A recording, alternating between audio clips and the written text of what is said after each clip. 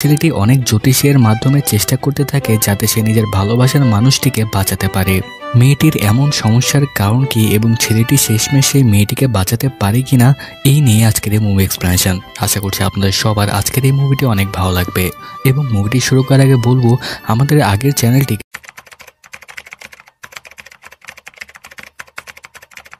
একটি ছেলে একদিন জানতে পারে যেই মেয়েটিকে সে বিয়ে করতে চলেছে সেই মেয়েটি যদি তার সাথে বিয়ে করে তাহলে সেই মেয়েটি কিছুদিনের মধ্যেই মারা যাবে। যে বিষয়টি জানার পর ছেলেটি অনেক জ্যোতিষের মাধ্যমে চেষ্টা করতে থাকে যাতে সে নিজের ভালোবাসার মানুষটিকে বাঁচাতে পারে। মেয়েটির এমন সমস্যার কারণ কি এবং ছেলেটি শেষমেশ সেই মেয়েটিকে বাঁচাতে পারে কিনা, এই নিয়ে আজকের এই মুভি এক্সপ্লেনেশন। আশা করছি আপনাদের সবার আজকের এই মুভিটি অনেক ভালো লাগবে।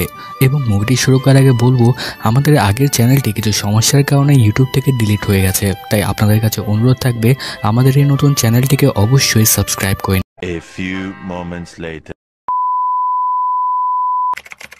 নিন।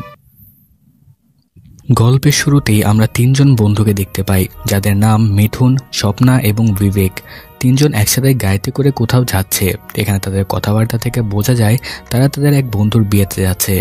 যাওয়ার পথে তারা খুব হাসিখুশি থাকে এবং পুরো সময়টা উপভোগ করে। এরপর তিনজনই বিয়ের জায়গায় গিয়ে পৌঁছায় এবং কিছু ঘন্টা সেখানে সময় কাটিয়ে সেখান থেকে বেরিয়ে পড়ে। ঠিক তখনই বিবেক বলে, বন্ধুরা, আমি এখানকার একজন জ্যোতিষীকে খুব ভালোভাবে জানি। আমি ওনার ভবিষ্যৎবাণী শুনেছি, সেটা একদমই নিখুঁত হয়। উনি যা বলেন ঠিক তেমনটাই ঘটে। এটা বলে সে জোর করে বাকি দুজনকে নিয়ে যায় সে জ্যোতিষীর কাছে। সবার আসলে নেওয়া উচিত। এই কথা শুনে হতাশ হয়ে মিঠুন গাড়ি থেকে নেমে যায় এবং একাই বাড়ির দিকে রওনা দেয়। তখন স্বপ্না বিবেককে বলে, তুমি ওকে সেখানে নিয়ে গেলে কেন? না গেলেই পারতে, অকারণে একটা সমস্যা তৈরি হয়ে গেল। বিবেক তখন বলে, শোনো, যদি কথাটা সত্যি হয় অন্তত আমরা মানসিকভাবে আগে থেকেই প্রস্তুত থাকতে পারি। এদিকে মিঠুনের ভয়ে এতটাই চরমে পৌঁছে যায় সে তার শারীরিক অবস্থাও খারাপ হতে থাকে। সে এতটাই ভয়ের মধ্যে পড়ে যায় যে ঘুমাতেও পারে না। এই সময় আমরা মিঠুন এবং শ্রেয়ার সম্পর্ক নিয়ে একটি গভীরভাবে জানতে পারি যে তারা কিভাবে প্রথমবার একে অপরের সঙ্গে দেখা করেছিল। তাই আমাদেরকে কিছু সময় আগের দৃশ্য দেখানো হয়, যেখানে একদিন তাদের দুই পরিবার একই ওকেশন স্পটে ছিল। এখানে এই দুই পরিবার আগে থেকেই একে অপরকে চিনত। সেই সময় মিঠুনের পরিবার প্রথম শ্রেয়াকে দেখে এবং তাকে প্রথম দেখাতেই তাদের পরিবারের সেই মেয়েটিকে পছন্দ হয়ে যায়। এরপর থেকে দুই পরিবারের মধ্যে কথা শুরু হয় এবং তারপর মিঠুনকে শ্রেয়ার নম্বর দেওয়া হয় তার সঙ্গে যোগাযোগ করার জন্য। এরপর যখন মিঠুন শ্রেয়াকে প্রথম মেসেজ করে তখন শ্রেয়ার মনে হয় কেউ একটা ছেলে হয়তো তাকে বিরক্ত করার জন্য মেসেজ করেছে, কিন্তু পরে সে বুঝতে পারে এই ছেলেটাই সেই ছেলে যাকে তার পরিবার তার সাথে বিয়ে দেওয়ার জন্য পছন্দ করেছে। তাই এরপর থেকে ধীরে ধীরে তাদের মধ্যে কথাবার্তা বাড়তে শুরু করে এবং জানা যায় স্বপ্না আসলে শ্রেয়াকে আগে থেকেই চিনত।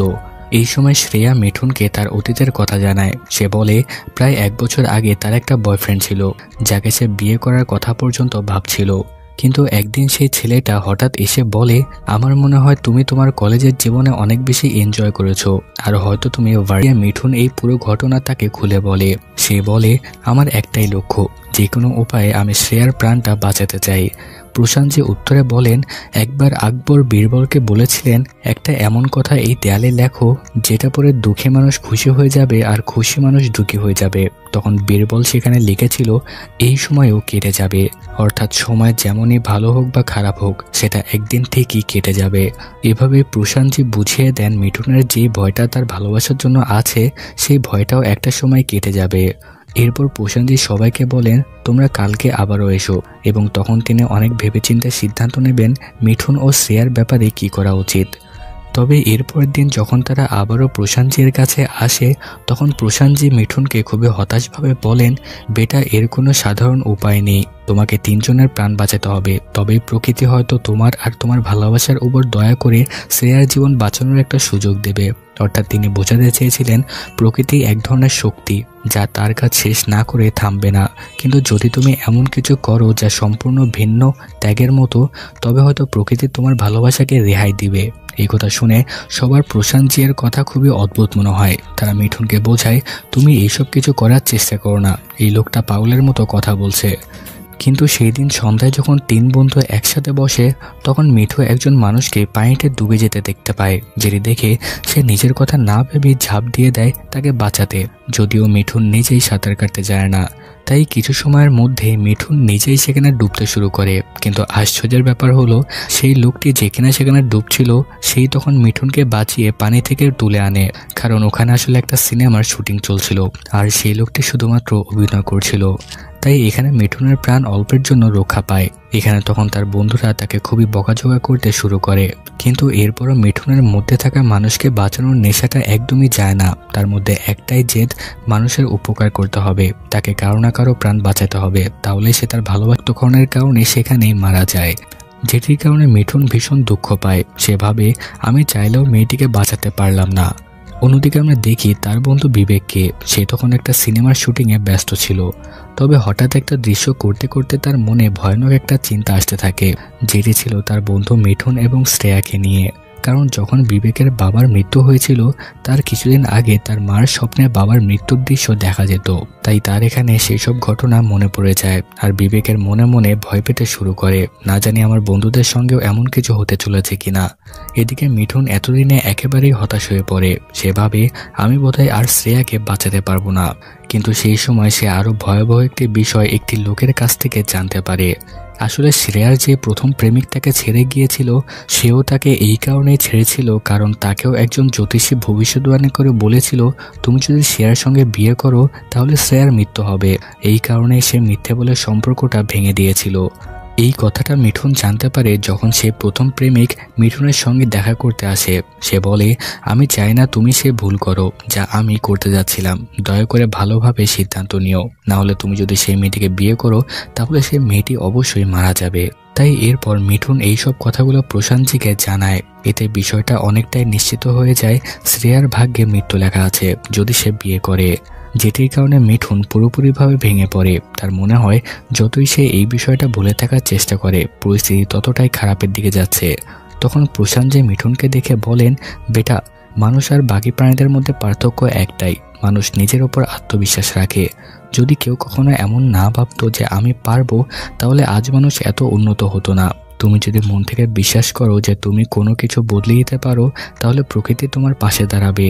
এই কথাগুলো মিঠুনকে খুব অনুপ্রেরণা দেয়। সে সিদ্ধান্ত নেয় শ্রেয়াকে বাঁচাতে হলে যা করা লাগবে তা সে অবশ্যই করবে। তাই এরপর সে শ্রেয়ার সঙ্গে আরো বেশি সময় কাটাতে কিছু স্পেশাল খাবার আনতে চায়। মিঠুন তখন বলে আরে ভাই, আমার জন্য আলাদা কিছু আনতে হবে না, তুমি যা খাবে আমি তাই খেয়ে নেব। কিন্তু তখন বন্ধুটি মিঠুনকে জোর করে সেটা খাওয়া থেকে থামিয়ে দেয়। আর তখনই মিঠুন বন্ধুর মুখের ভাব দেখে বুঝে যায় আসলে ওই খাবারে বিষ মেশানো ছিল। তার বন্ধু, তার স্ত্রী এবং তাদের সন্তান এই তিনজনই ওই খাবার খেয়ে নিজেদের জীবন শেষ করতে চেয়েছিল। মিঠুন তখন তৎক্ষণাৎ বন্ধুকে জিজ্ঞেস করে তুই এমন করছিলি কেন?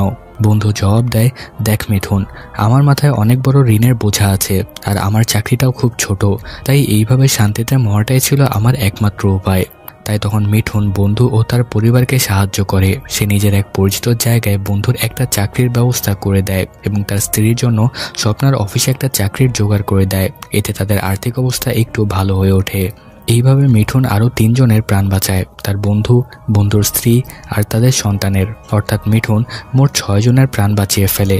এই পর্যায়ে প্রশান্তজি বলেন তোমার এখন চিন্তা করার আর কোনো দরকার নেই, শ্রেয়ার এখন আর কিছুই হবে না। কিন্তু ঠিক তখনই মিঠুনের কাছে একটা ফোন আসে যেখানে সে জানতে পারে শ্রেয়ার অ্যাক্সিডেন্ট হয়েছে।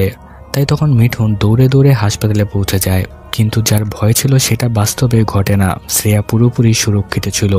এখানে আমরা দেখি যখন শ্রেয়ার অ্যাক্সিডেন্ট হয়েছিল তখন সে একটা ব্রিজ থেকে নিচে পড়ে গিয়েছিল, কিন্তু ঠিক সেই সময় ব্রিজের নিচে একটা ট্রাক চলে আসে যেটার মধ্যে শুধু কাপড় ভর্তি ছিল। শ্রেয়া সোজা ওই নরম কাপড়ের উপর পড়ে আর তাই তার প্রাণটি বেঁচে যায়। এরপর শ্রেয়া মিঠুনকে জড়িয়ে ধরে বলে আমি শুধু এটাতেই ভয় পাচ্ছিলাম যদি আমাকে তোমাকে ছেড়ে চলে যেতে হয়। এখানে দুজন খুবই আবেগপ্রবণ হয়ে পড়ে আর এখন এইসব দেখে মনে হচ্ছে ওরা একসঙ্গে হয়তো আগামী 40-50 বছর একসাথে শান্তিতে কাটাতে পারবে।